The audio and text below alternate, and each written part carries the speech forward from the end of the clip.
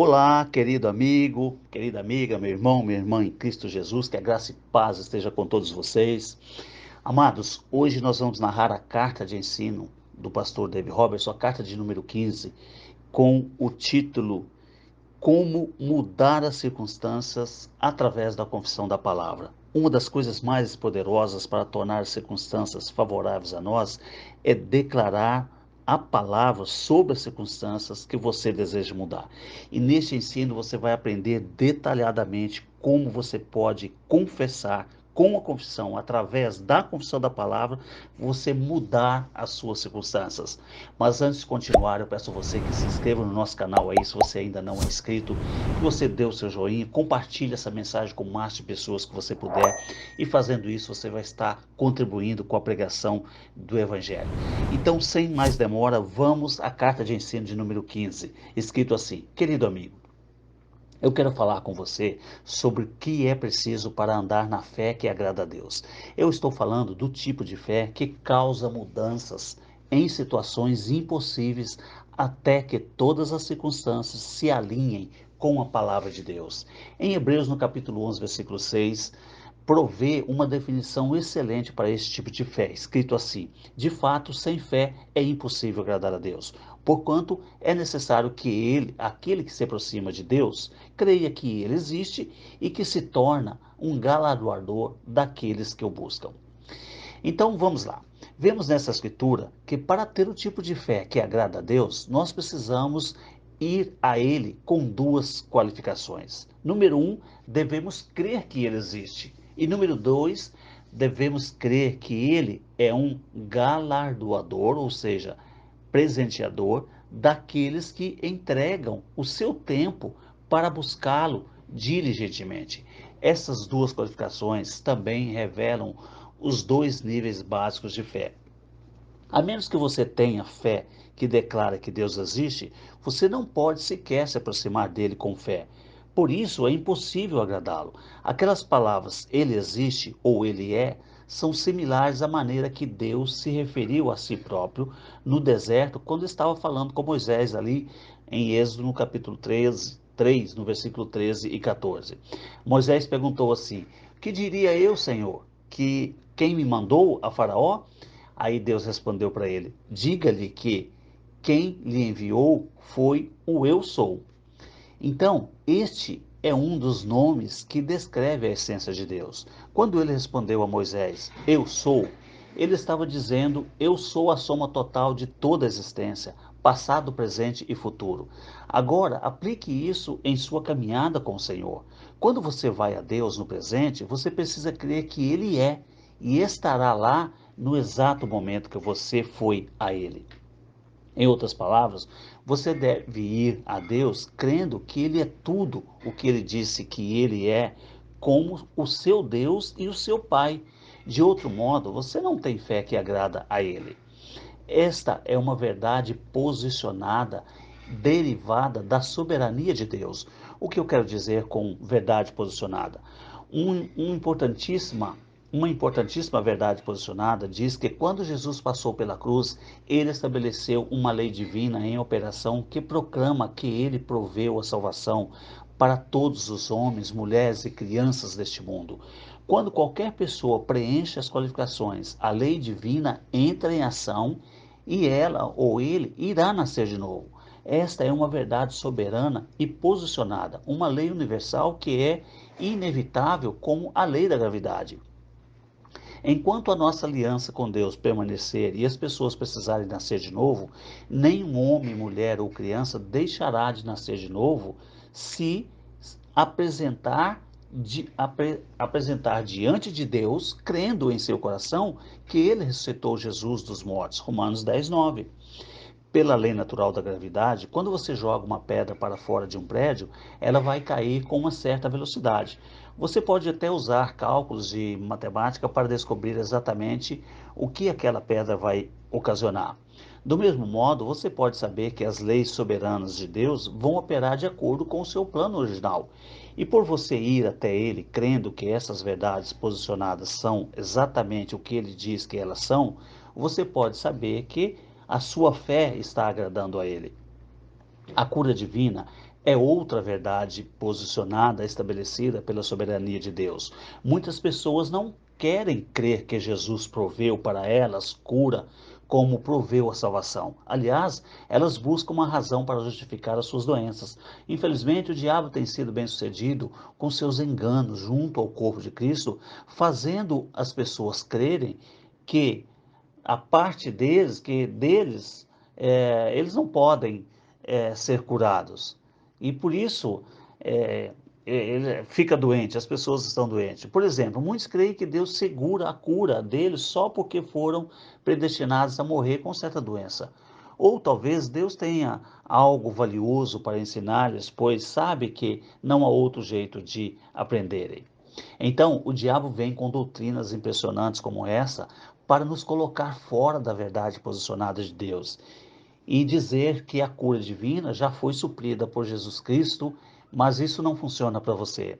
Se o inimigo fosse bem-sucedido em suas estratégias, se tornaria impossível agradarmos a Deus nesta área, porque assim nos aproximaríamos dele sem crer que ele é quem diz que é para nós. A nossa cura, como também o nosso Salvador. Então precisamos nos aproximar dele crendo que a nossa cura já está lá. Mas de uma coisa você pode ter certeza, meu amigo: Jesus proveu a cura para você plenamente. Há 2000 anos atrás, ele carregou as suas enfermidades e levou as suas dores. Em sua soberania, Jesus fez disponível a cura pela lei divina para todo homem, mulher e criança que cresce nele.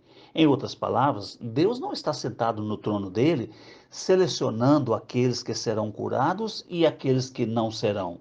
A verdade posicionada que ele estabeleceu é totalmente soberana.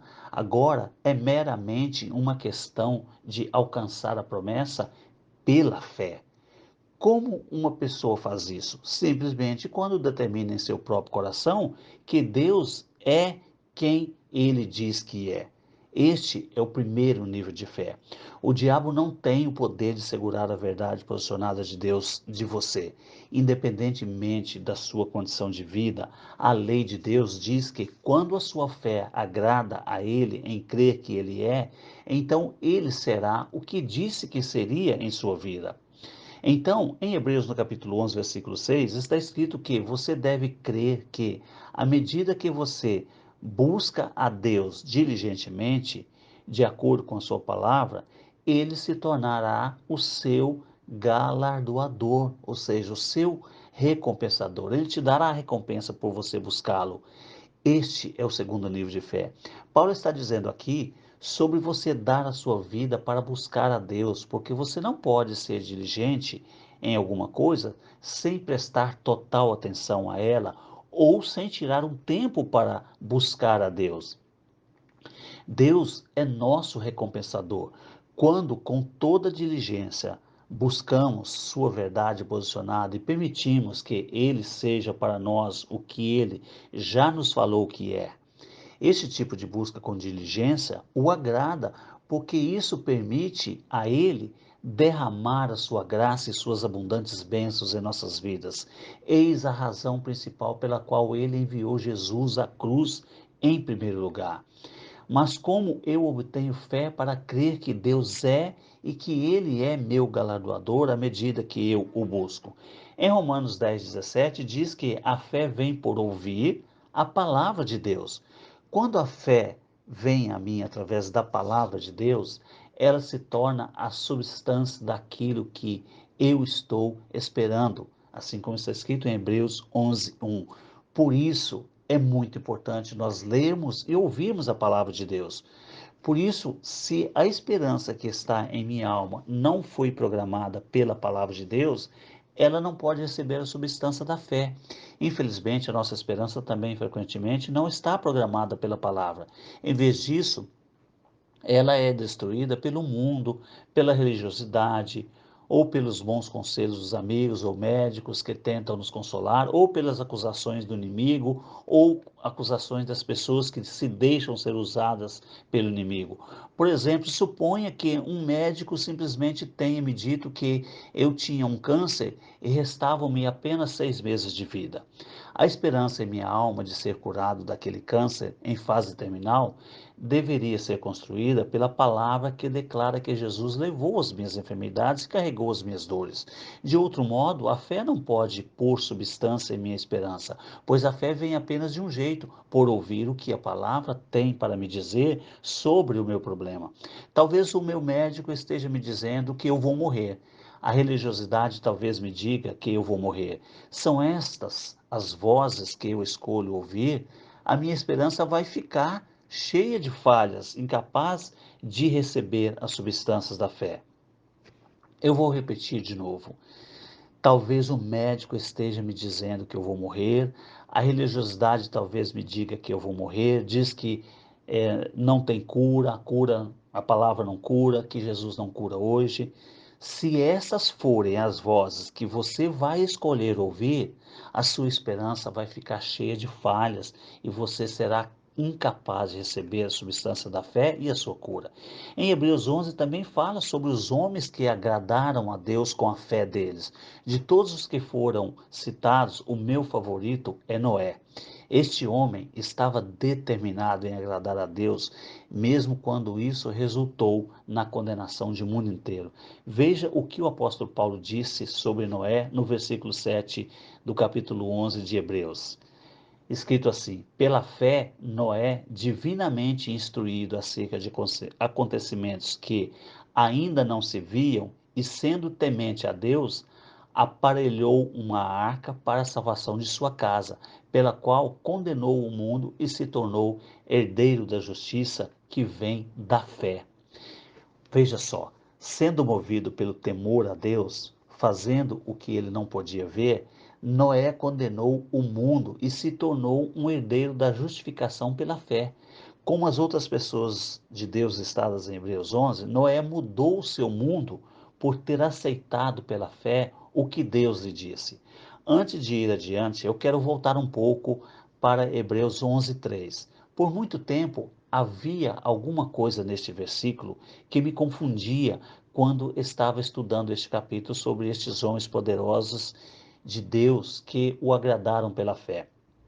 Está escrito assim: pela fé entendemos que foi o universo formado pela palavra de Deus, de maneira que o visível veio a existir das coisas que não aparecem. Eu me lembro de como nós, ministros da fé, entramos em cena e esticamos este versículo até que pudéssemos provar uma verdade. Nossa necessidade de encher a nossa boca com confissões de fé. E é assim que muitos de nós traduzimos o versículo 3. Deus na eternidade encheu suas palavras com fé. Então ele disse: mundo, exista. E de repente as palavras dele, as quais eram verdadeiras, cheias de fé, foram adiante pelo universo afora e criaram as galáxias, estrelas e planetas. Deus escreveu tudo com suas palavras, cheio de fé, vindo tudo à existência. Por muito tempo eu pensei, eu acho que entendo este versículo. Ele diz que pela fé nós podemos saber que o universo foi formado pela palavra de Deus. Mas este versículo não parece se ajustar ao contexto do resto do capítulo. Então mais tarde eu entendi. Eu disse, espera um pouco, será que eu sei do que realmente eu estou falando? Eu não estava lá com Deus na eternidade quando ele criou o universo. Sendo que eu não estava lá, eu tenho que entender este versículo pela fé. Finalmente eu entendi o que foi que Paulo disse sobre Noé. Noé se moveu em temor no que ele ainda não podia ver. E fazendo isso, ele condenou o mundo todo e se tornou um dos primeiros herdeiros da justificação pela fé. Noé mudou o seu mundo todo por sua fé. Então, na verdade, Paulo estava dizendo no versículo 3: nós entendemos que estes homens de Deus que o agradaram transformaram o seu universo pela fé. Esta palavra universo se refere a muitas gerações pelas quais estes homens de Deus andaram e transformaram pela fé, porque eles vieram diante de Deus crendo que Ele é. Às vezes um homem pode até mesmo mudar uma nação toda, porque foi movido por alguém que ele não podia ver. É isto o que Paulo estava falando no versículo 3. Agora, Paulo está falando com você. Nessa exortação, ele não está apenas falando sobre os santos do Antigo Testamento, ele está trazendo isso para o tempo presente e falando sobre a sua herança, a herança que você tem como filho de Deus ou filha de Deus, sob esta nova aliança. A essência do que Paulo está dizendo é: se você quiser agradar a Deus como esses homens, quando eles mudaram as suas gerações, você deve crer que ele é tudo o que ele disse que é para Moisés, quando disse eu sou. Ele é o eu sou para você hoje, assim como ele foi o eu sou para Moisés lá atrás naquele tempo. Então, se você for agradar a Deus, você deve crer que ele é e que ele é o galardoador daqueles que o buscam diligentemente. Você tem o potencial de mudar as suas circunstâncias naturais, porque as coisas que aparecem no âmbito natural, que não são eternas, elas são apenas temporais e sujeitas a mudanças. Deus está dizendo para você: aquele que vem até mim e crê que eu sou, tem a habilidade para trazer a mudança necessária, pois o que é temporário deve dar lugar àquilo que é eterno. Você pode dizer: mas eu tenho uma dívida que não consigo pagar. Eu estou à beira da falência. Ou você pode dizer: meu corpo declarou guerra contra mim, eu estou doente. Seja bem-vindo ao clube. Veja, homens ou mulheres que servem a Deus não estão isentos desses tipos de problemas. Eles apenas escolheram se levantar acima daquelas confusão. Eles não ficam sentados o resto de suas vidas se lamentando. Em vez disso, eles põem fora estas coisas de criança e vão para a maturidade espiritual. Então vamos explorar mais adiante, um pouco mais, esses dois tipos de fé achados em Hebreus 11:3. Eu quero lhe mostrar como buscar a Deus diligentemente até que Ele seja capaz de liberar para você o tipo de fé que o agrada, o tipo de fé que faz com que o seu corpo se alinhe com a palavra e mude as circunstâncias temporais enquanto você trabalha uma mudança eterna em seu caráter. A resposta pode ser achada em Efésios no capítulo 5. Nós vimos que primeiro você deve estabelecer em seu coração que Deus é o grande eu sou. Você deve crer que Ele é o que disse que é. E se você não crer, você deve ter pelo menos respeito pela palavra de Deus para diligentemente buscá-lo até que você creia, independentemente do quanto isso custe a você. Então vamos voltar para a minha hipótese de ilustração. Suponha que o médico tenha me dado péssimas notícias. Este câncer vai acabar comigo em 6 meses. Se eu for adiante de Deus com este problema, ali na frente de Deus com esse problema, em primeiro lugar, eu devo crer que Ele é o que Ele disse que é em Sua palavra. Por esse motivo, a primeira coisa que eu devo fazer é procurar com diligência conhecer a vontade dele, de acordo com Efésios 5,17, que está escrito assim: por esta razão, não vos torneis insensatos, mas procurai compreender qual é a vontade do Senhor.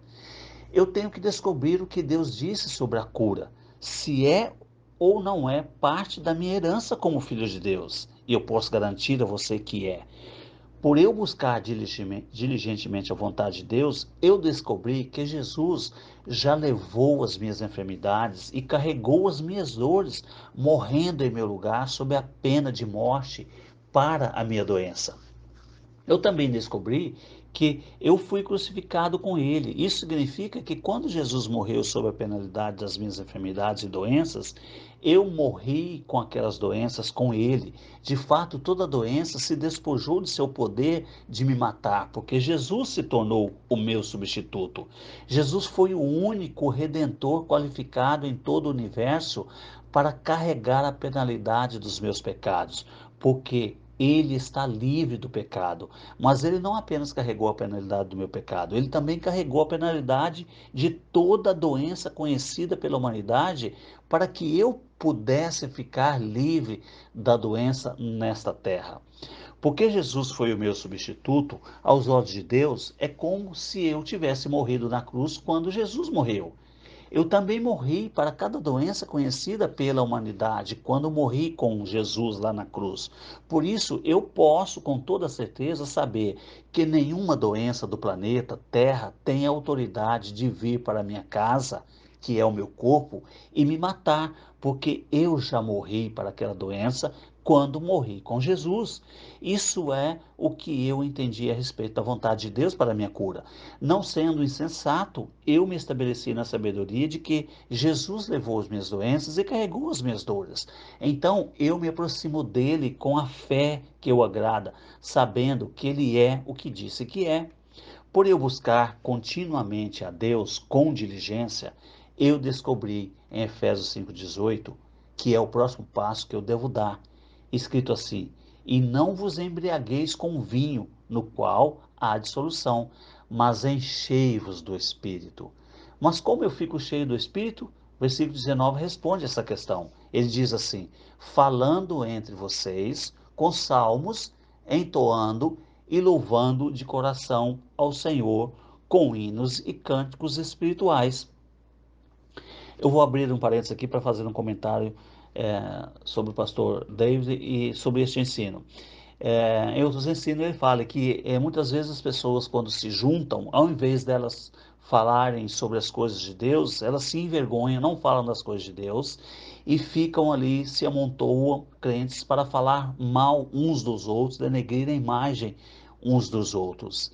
Então ele, neste versículo aqui, ele responde uma questão importantíssima que fala, quando nós nos juntamos, nós estamos entre nós devemos louvar a Deus, entoando e louvando de coração ao Senhor e falar sobre as coisas de Deus. Fecha parênteses.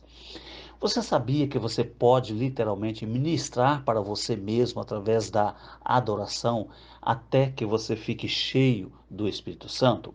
Para melhor entender o que o versículo 18 está dizendo, eu ponderei a razão do porquê muitas pessoas se tornam alcoólatras. Se você pegar um alcoólatra sóbrio e recusar dar-lhe sua garrafa de bebida, ele pode tentar se suicidar. Por quê? Porque o único jeito que ele evita chegar ao ponto de se suicidar é ficar intoxicado e assim ele esquece dos seus problemas. Embora os seus problemas ainda estejam sempre lá, o álcool afeta os seus sentidos naturais de tal forma que faz com que ele não os enfrente e ele esqueça. Então, o que Paulo está querendo me dizer nestes dois versículos? Ele estava dizendo assim: não se embriague com vinho em excesso, como aqueles que se embriagam para fugir dos seus problemas. Em vez disso, seja cheio do Espírito Santo, ministrando a você mesmo com hinos, com salmos e cânticos espirituais. E por você fazer isso, o Espírito Santo virá de seu lugar, onde ele reside, para dentro de você e batizará suas emoções completamente e seus sentidos naturais na palavra de Deus.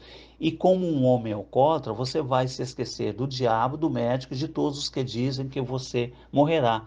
Aí então você não aceitará nenhuma outra voz e crerá apenas no que Deus diz sobre o seu problema. Eu sei agora que o próximo passo a atingir a fé que agrada a Deus eu devo continuamente ser cheio do Espírito Santo. Isso significa que as minhas emoções e sentidos devem estar tão sob domínio da palavra de Deus que eu literalmente me torne intoxicado do Espírito Santo. Assim, eu me torno imune contra um problema que tenho que enfrentar, porque eu agora posso vê-lo apenas dentro da perspectiva de Deus. Como eu fico cheio do Espírito Santo, e como eu fico cheio do Espírito Santo? Em meu momento particular de adoração, eu ministro para a minha própria alma, com salmos, com hinos e cânticos espirituais. Eu canto ou eu falo salmos a respeito do que Deus fala sobre o meu problema. Eu canto em hinos o que o homem escreveu sobre o que Deus disse. E eu canto cânticos espirituais por vir diante de Deus em adoração e louvor. Hora após hora, eu adoro o Senhor fazendo um cântico espiritual sobre o que Ele é. Por exemplo, eu digo assim: Senhor, eu te amo, eu te adoro. não porque os diabos e as doenças estão sujeitos a mim, mas porque o meu nome está escrito no livro da vida. Eu me alegro, papai, porque você é o meu pai. Eu não estou aqui porque eu quero alguma coisa, eu apenas quero ficar aqui e dizer 10.000 vezes o quanto eu te amo e te adoro e te glorifico. Então, fazendo isso, logo eu vou estar falando à vontade sobre a vontade de Deus, sobre a qual não serei mais insensato. Eu digo: Ah, Jesus, você é o mesmo para sempre, ontem, hoje e sempre. Você não muda, você exaltou a sua palavra acima do seu nome. Por isso você levou as minhas doenças, você carregou as minhas dores. Ouça minha alma, eu estou curado. Ou, por exemplo, você diga: as minhas dívidas já foram pagas. O Senhor já enviou todos os recursos que eu preciso para as minhas necessidades. Então, quando eu comecei a ouvir ensinamentos sobre a confissão da palavra de fé, eu fiquei confuso, porque eu não podia ver a diferença entre confessar uma vez ou 1.000 vezes. Aí eu perguntei ao Senhor: Senhor, você é surdo ou demora para ouvir? Por que você me curou depois de eu ter confessado a palavra 1.000 vezes? Por que eu não posso dizer apenas uma vez e ficar curado? Além disso, eu creio que já recebi a minha cura quando eu orei pela primeira vez. Isso deveria ser o suficiente. Mas isto não era o suficiente. Por quê? Porque a sua esperança está sempre muito danificada pelas vozes negativas do mundo, pelo diabo, pela religiosidade ou pela boa vontade das pessoas em te ajudar ou te ajudar com boas intenções, mas só atrapalham. Por isso, não é a Deus que você está tentando mover quando você está confessando várias vezes aquilo que você deseja mudar. Você está tentando, você está mudando você mesmo. Você está ministrando para você mesmo com salmos, hinos e cânticos espirituais, porque você danificou a sua esperança, que não pode crer que Deus é tudo o que Ele é, que disse que é em sua palavra. Assim, a minha confissão de 1.000 vezes não é como a confissão do gentil que acredita que irá ser ouvido pelo seu muito falar. Eu sei que Deus está esperando muito para pôr as suas mãos em meu problema e se mover em meu lugar.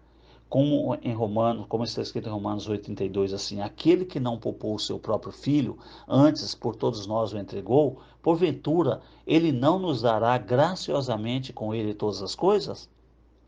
Não, eu não estou tentando mover Deus com minhas confissões de fé em salmos, hinos e cantos espirituais.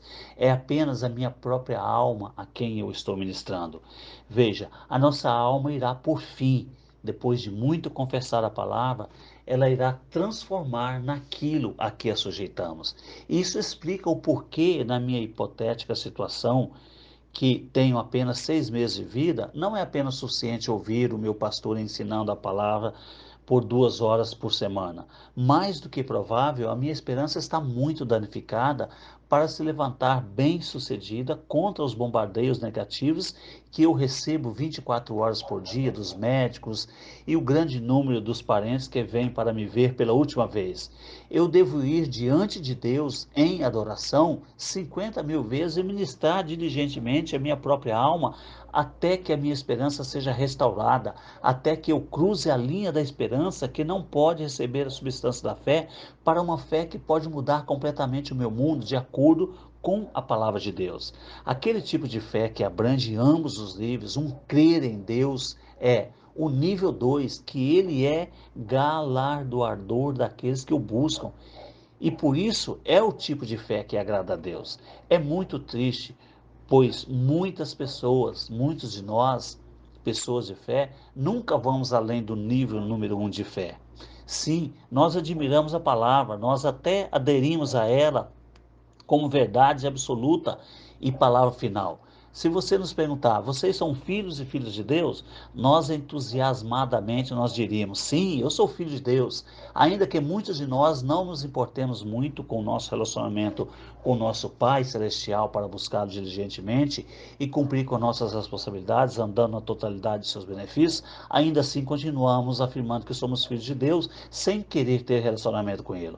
Por isso, muitos de nós permanecemos apenas no nível 1 em nosso caminhar de fé, Admiramos a palavra como verdade, mas não a respeitamos o suficiente para ministrar diligentemente a nós mesmos com salmos, hinos e cânticos espirituais, até que a nossa alma se alinhe com a palavra de Deus. Em outras palavras, nós não damos os passos necessários para sujeitar nossos sentidos e emoções à palavra de Deus, até que não precisemos de outra confirmação, mas somente da palavra, para crermos que nossos corpos estão curados, mesmo que os sintomas da doença ainda não tenham deixado os nossos corpos, que as nossas provisões já vieram, mesmo que nós não estamos vendo. Deixe-me acentuar a importância desse assunto mais uma vez. Devemos ir a Deus crendo que Ele é a nossa resposta. Se nós não acreditamos nisso, nunca alcançaremos o segundo nível de fé, onde começamos a buscá-lo diligentemente até recebermos o que a sua palavra diz. Admirar a palavra não é o suficiente. Temos que fazer muito mais do que isso. Nós temos que respeitar a palavra para sujeitar os nossos sentidos e emoções à sua autoridade, até que a nossa alma seja treinada para receber e crer o que Deus disse sobre nós e sobre os nossos problemas. E nós devemos querer continuar a fazer isso até recebermos a nossa resposta, sem se importar o quanto tempo vai demorar. É isso que Deus quer dizer por buscá-lo diligentemente. Eu estou lhe dizendo que se você quiser ter o tipo de fé que agrada a Deus e traz resultados, você deve tomar a decisão de superar o nível número 1.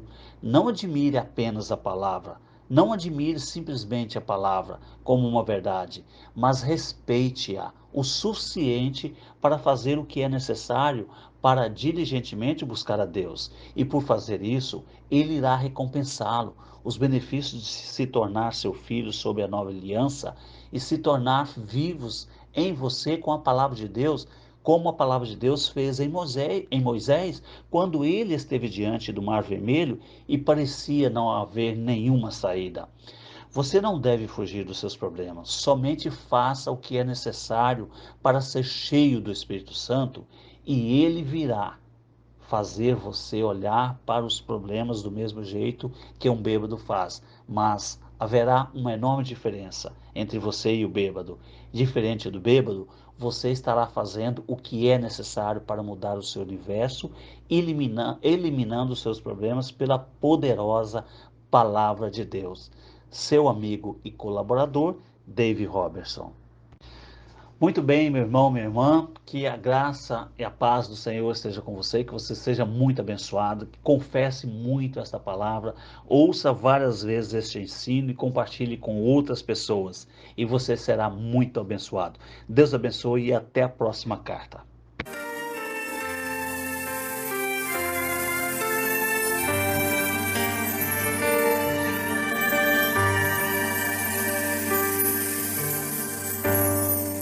יברכך אדוני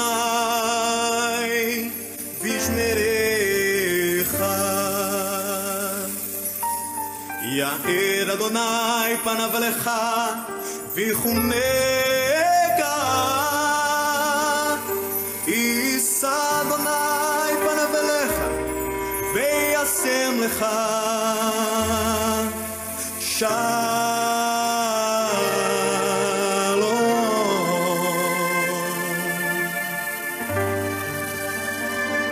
Que o Senhor te abençoe e te guarde. Que o Senhor faça resplandecer o seu rosto sobre ti e tenha misericórdia de ti. Que o Senhor sobre ti levante o seu rosto e te dê